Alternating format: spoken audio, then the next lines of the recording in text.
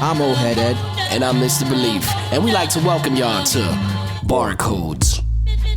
Barcodes is a podcast where we delve into the lyrics of your favorite MCs, verse by verse. Each episode, we invite an artist onto the show, break down their own bars, and give the listeners a deeper understanding of the meaning and inspiration behind their music. From underground up-and-comers to established industry veterans. We cover it all.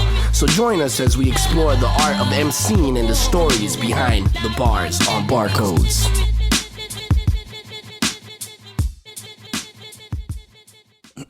Yo, Barcodes, we back in the building. Yes, sir. Yes, sir. I am old head Ed. Mr. Beleaf on this side. And this is a podcast where we sit down with an esteemed guest, an esteemed MC, and we get them to go line for line through a verse of their choosing. We give them the opportunity to kind of break down the insights, the inspirations, hidden meanings, all that goes into putting together a verse. And this time around, who we got, Beleaf? I always do a little, like poke fun here or there of Hialeah, but like the truth of the matter is Hialeah has some great motherfucking MCs. And today we got one of the best MCs from Hialeah, in my opinion. Today, from What They Do, we got Spaz in the motherfucking building. Appreciate that, man. Yes. Appreciate that. Happy to be here, man. Of What They Do. Yes, sir. Yes, sir. Yes. One time for Orion. For real, yes. Thousand, Sweet Jesus. What They Do. Being here.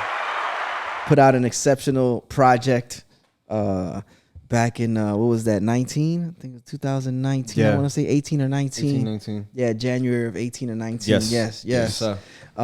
Still holds up. Yes. Definitely does. Still holds up. Correct. Classics always do. Indeed. You know and that's what we're getting into today. We're getting into one of the verses off one of the joints on this project here. Ultimate High. Word. Yes. Very dear track to me. For many different reasons. You know, one time for name brand, rest in peace.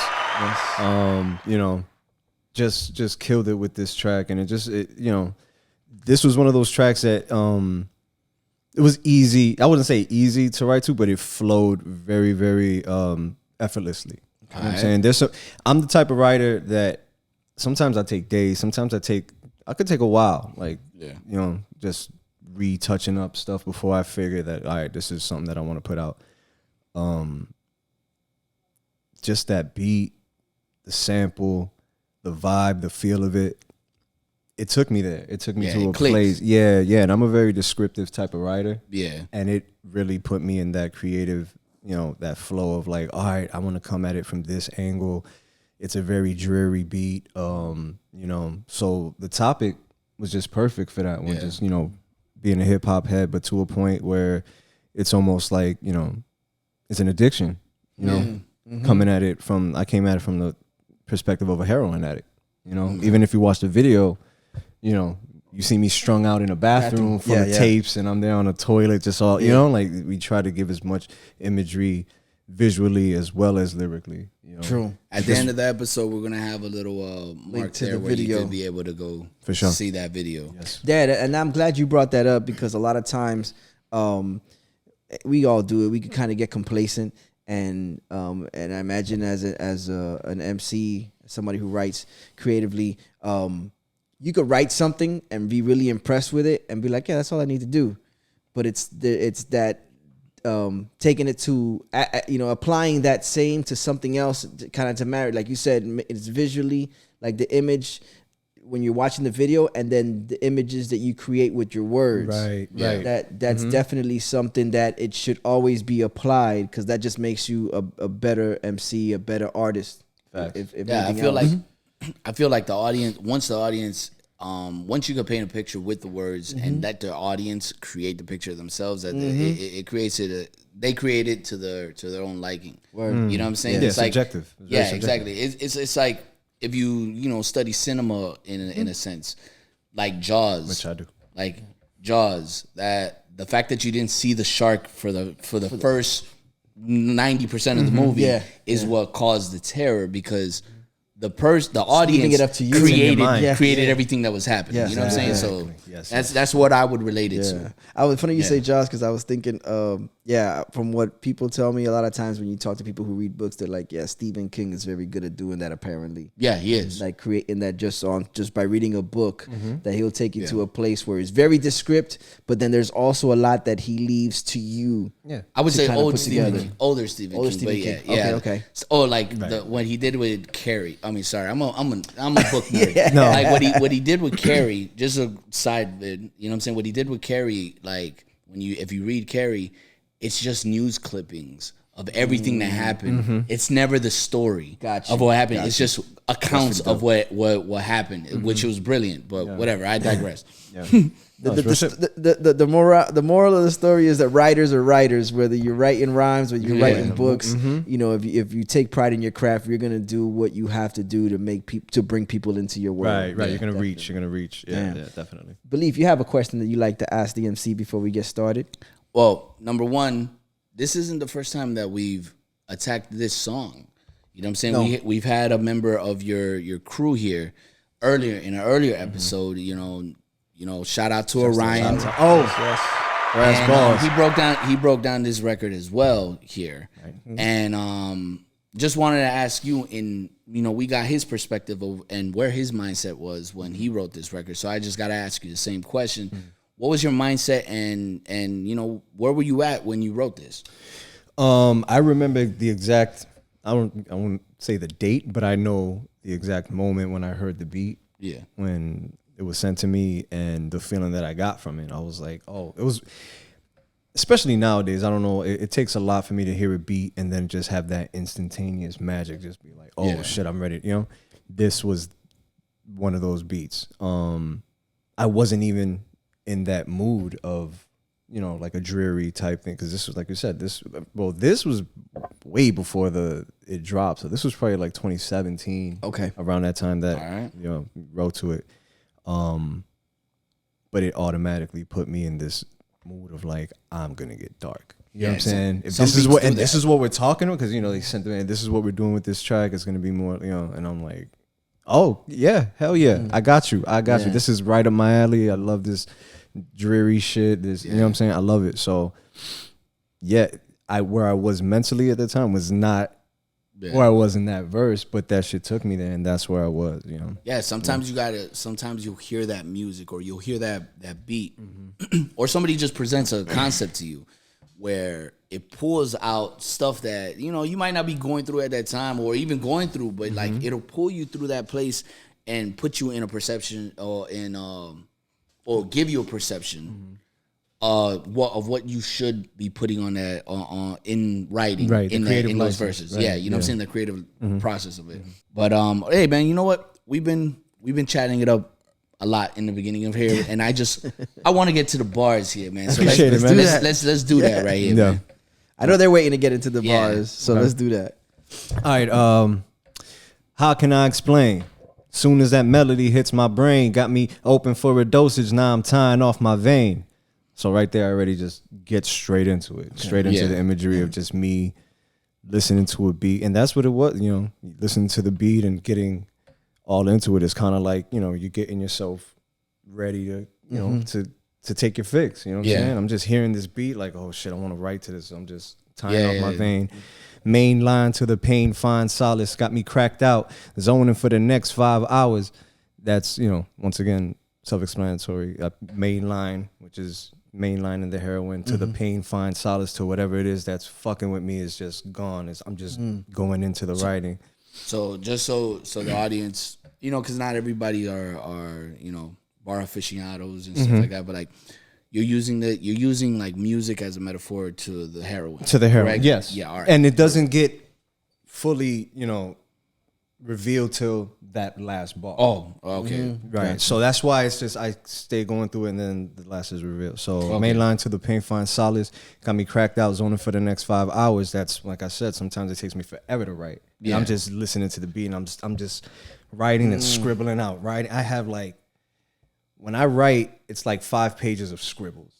scribbles, and then over here, like if anybody ever stole my rhyme book, you're not gonna be able to read my shit because I'm like starting the sentence over here, then it's like another piece right here, then little over here, piece right there, little piece right there, and then at the end, then I go back and then I write it all out. Yo, believe it or not, a lot of greats write like that. Yeah, you know what I'm saying? M specifically, because I've seen a rhyme book of his, like a thing, and you know I've seen in interviews where he's like, oh, yo, sometimes I'll just write on a little piece of paper, a punchline here, a punchline here, a punchline here. And it's like, yeah, if anybody gets it, they're never going to understand it because this word was supposed to go here and here and here. Mm-hmm. You know Thank you for saying that because I get self-conscious about that sometimes. No, man. I'm a fucking fraud. Why can't I do this like regular people? You know what I'm saying? No, but just to let you know, man, you know, a lot of greats do it, man. Yeah, to piggyback on that, also I've heard Lauryn Hill in interviews go like, her back in the days when she was writing anything for the Fugees or the Miseducation, her assistants, like they would have to keep track of all the little papers that were around her because there was most likely something written on it, whether it was a receipt, a napkin, or whatever. And she would just write down these little thoughts that would pop in and maybe a line or two. And like so they would have to go around picking up all the papers to make sure like they didn't throw away something that she could have used later. Right. Yeah, so, but they were probably trying to sell that shit on eBay though. You know what I'm saying? They were like, yo, Lauryn Hill punchline. Right here. Lauryn Hill type rhyme. Napkin. I want to also mention at the very beginning, I know you alluded to the fact that when we get to the end, there's this kind of like there's the reveal that what you're there's two things that correlate. There's correlation between two different things, but I find it entertaining that when I hear you say, "How can I explain?" It's funny that you're explaining something that most people kind of share the same thoughts with you when it comes to it. It's like, you know, music is a remedy. Music is healing. You know, so I think it to me. It takes me to a place where I'm like, yo, that's kind of like I chuckle because I'm like, yo, he's explaining something, but it's like we all know it so well. Right. No, but let me break it down to you. The beauty part about it though is like when we're going through it, like how you mentioned before, is like the reveal is at the end. You know what I'm saying? Like when I mentioned earlier, it's like I kind of jumped the gun because you know we're MCs and we think alike. You know what I'm saying? But the average listener, they're gonna go through this and they're like, "Damn, man, this nigga's on heroin." And then when they, you know, the reveal at the end, they're like, "Oh shit!" And then they'll rewind it back and they're like, "Let's hear this again with the true meaning of what it is." Right. Yo, brilliant. You know what I'm saying? Let's go. Appreciate that. Where I left off paying for solace. Spent years. Spent years scrounging up my dollars, chasing the dragon, going through my mama's pocketbook and making it happen. That in itself, it's real, and that is another thing of like, you know, common behavior of an addict, like getting like, I'm gonna make this shit happen, I'm gonna get this shit. And that particular line was for When Disaster Strikes, the Busta Rhymes album. I was $5 short. Some of mama's pocketbook there. I'm like, I'm going to hell, but let me get this shit. And you know, it's not something I'm proud of, but that's something that I was able to express and put it in there, which it was. I spent years scrounging up my dollars, chasing the dragon, which could be equal to maybe someone with an addiction, some pawning their mom's television. You know what I'm saying? Like, going through my mom's pocket, making it happen. Them kind of behavior patterns had to take and examine. Had the heart of an angel, but the brain of an addict. That's showing the, you know, it was the innocence to it, but at the same time, like, you had the brain. That's some addictive behavior. Like, I don't care. I'm gonna do some shit that I know is not.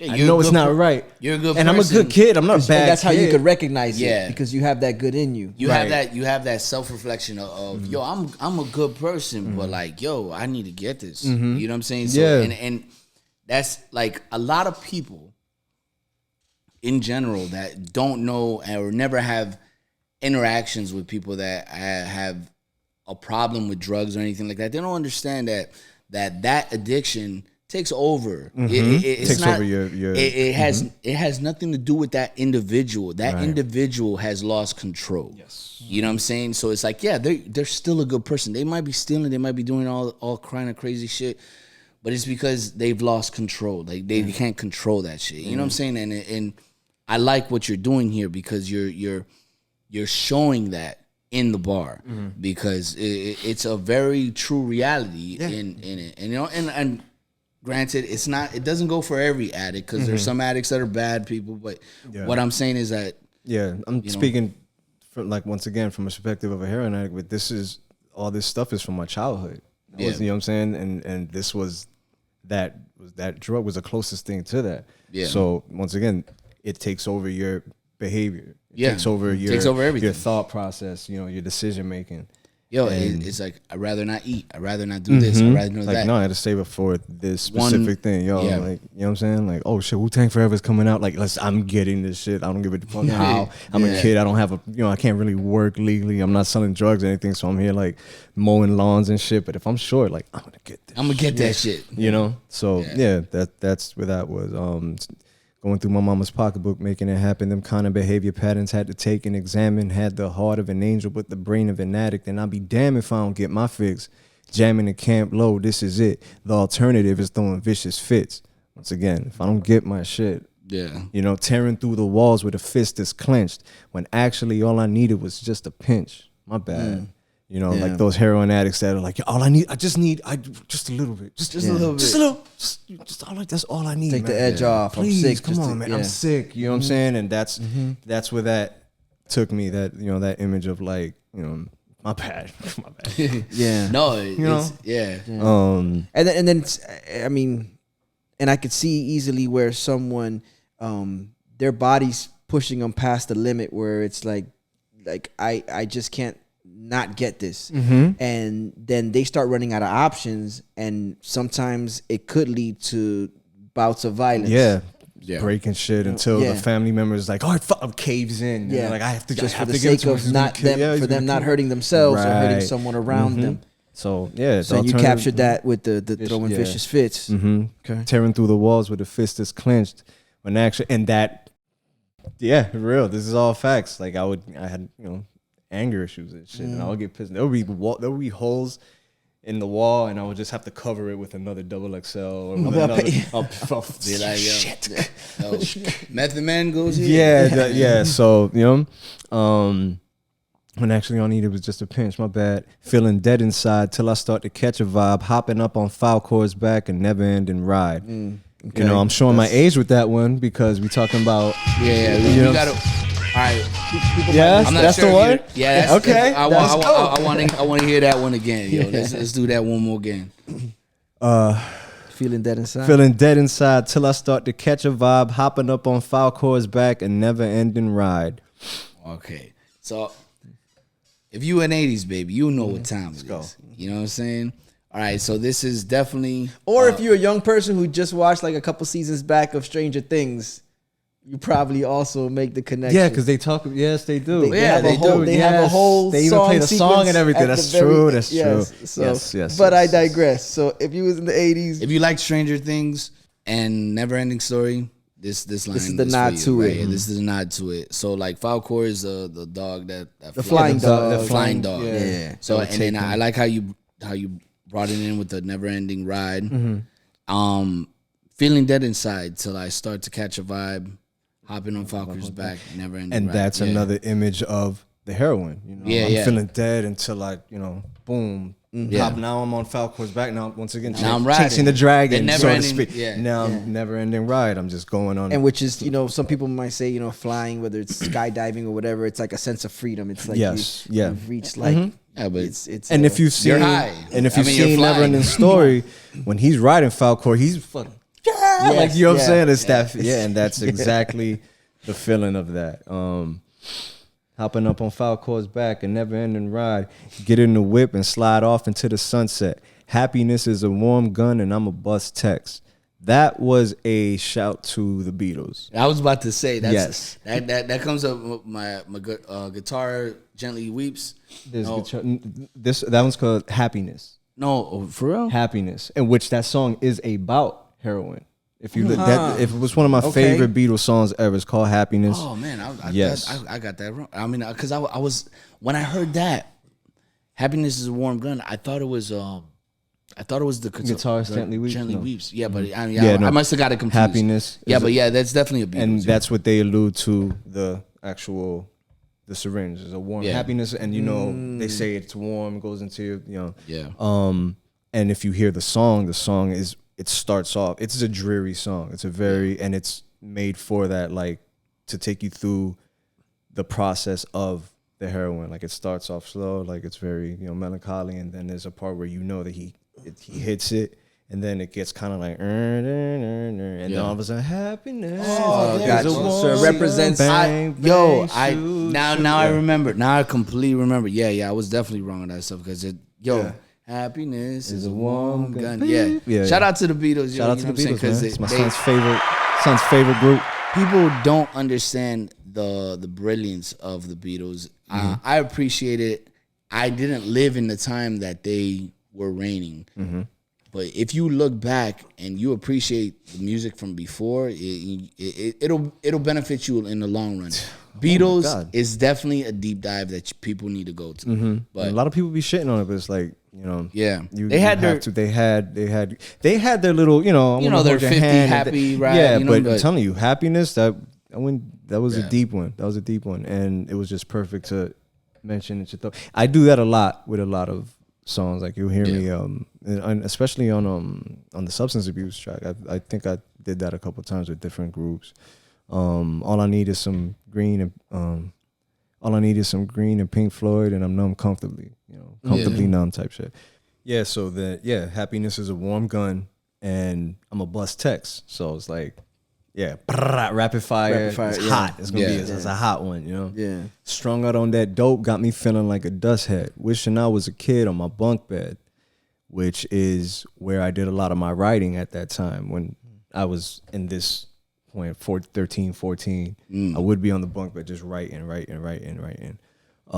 Man, looking back at the way that it was, who knew a cassette tape could be a gateway drug? And that's the reveal. That's the reveal of the music. All I've been, the whole time I've been talking about that, me strung out by these cassette tapes, by these tapes, because that's what it was. Once again, dating myself, but that's what it was. That's what, popping the tape in a Walkman and just like dumbing out, getting inspired, and it was like, oh shit, I gotta write. And then one thing that he mentioned earlier, mentioned in another episode where he was talking about the linear, what was it called? The lyrics on the liner pamphlet. notes. The liner notes. There you go. I was saying linear, whatever. But the line notes inside of the little cassette tapes. Like I remember whenever I would get a cassette tape, I would open that bitch up. I'd be like, first thing I would do, and I would just be like, look and read the lyrics, and then I'll listen to the music, and I was just like, yo, amazed. You know what I'm saying? And it's like, that's something that I feel a lot of people, or a lot of this newer generation, or what's missing in these times. Yeah. Where I feel that this platform actually provides, like as you mentioned, it provides that, because it's like, yo, you get to understand it, because there's so much rapid fire. Like everybody's releases, dropping, like everybody's dropping, but like you kind of get lost in the whirlwind of all the releases. Exactly. Or something. Exactly. And to listen to an MC of your caliber break down these rhymes, it's just an honor. You know what I'm saying? Like for real. You know what I'm saying? Like a round of applause to that shit, because the truth of the matter is that Spaz is one of the artists that I could say that I personally, every time I would hear I check for his verses. Like if he's on a record, I'm like, yo, I gotta listen to this verse. You know what I'm saying? And just kudos to you, man. And we're honored to have you over here. You know what I'm saying? Appreciate that. Happy to be here, man. Yeah, this is great. It's an honor to be here. Appreciate that, man. Definitely. Like you said, this song featured yourself, Orion, Sweet Jesus, and Thousand. Dope ass video.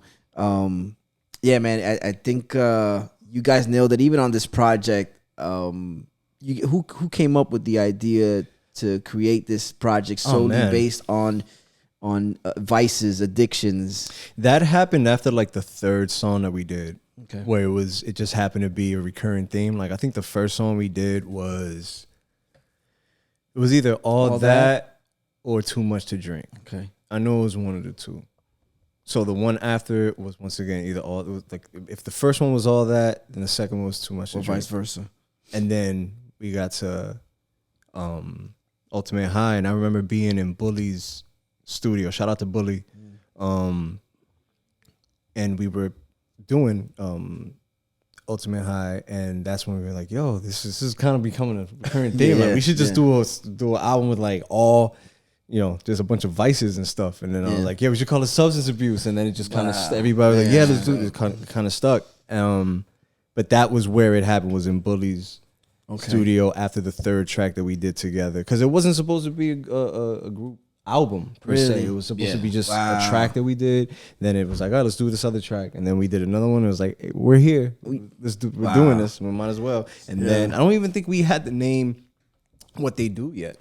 To be honest with you, I don't think so, but that's it. I could be wrong. That actually, that origin story sounds a lot like how Slaughterhouse originally came to about, because it was just a track. Yeah, track. And then it was just like, this person on it. We should get that person on it. And then it developed into something bigger, yo. You know what I'm saying? Like, so you have a lot of parallels. You guys have a lot of parallels to the greats, man. And and just, yo, we got, like I said, man, honored to sit here and kick it with you and break down these bars. Let everybody know exactly where they could find y'all and any projects or anything that you guys got planned going. Right now, we just working. Just everybody's doing their respective things. You know, shout out to O for, like, you know, doing everything that he's been doing. La Blancha, yeah, man. Him and X. O get busy. Yes, O gets so busy. O is the mastermind behind the whole thing. He's the RZA of this whole shit. So you know what I'm saying? And, and you know, Sweet Jesus is the old dirty bastard. It got to. You got to. You know.